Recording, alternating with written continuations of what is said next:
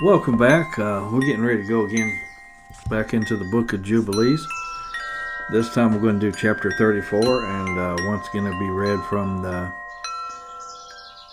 the Ethiopian Bible in English, chapter 34 from the book of Jubilees.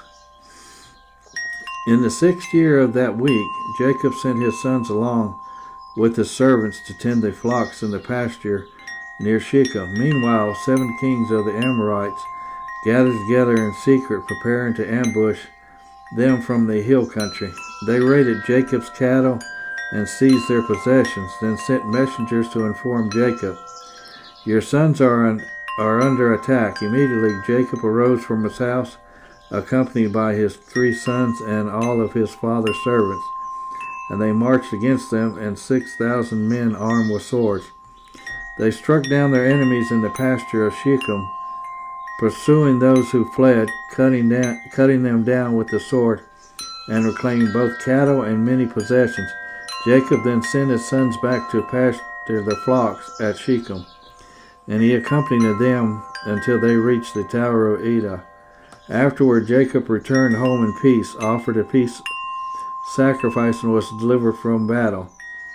The surrounding nations became fearful of him, and they no longer dared to attack him or his sons in those days.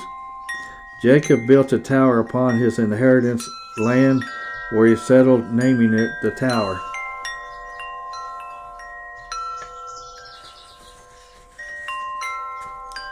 That night Jacob received a vision. An angel descended from heaven and called out, "Jacob, Jacob." He replied, "Here I am." The angel said, "I am the one who appeared to you at Bethel. I have now come to bless you and to greatly increase your descendants. Tonight I will multiply your offspring so that they will be as numerous as the stars of heaven and will spread to the 4 corners of the earth. You shall be firmly established, and your seed will dwell forever in the land of your forefathers, never again to be scattered. The Lord will be their God, and the angel of his presence will go with them, guiding them continually." Jacob awakened from his sleep, gave thanks to the Lord who appeared to him, offered a sacrifice, and praised God. The account in this chapter highlights both the vulnerability and divine protection over Jacob and his family.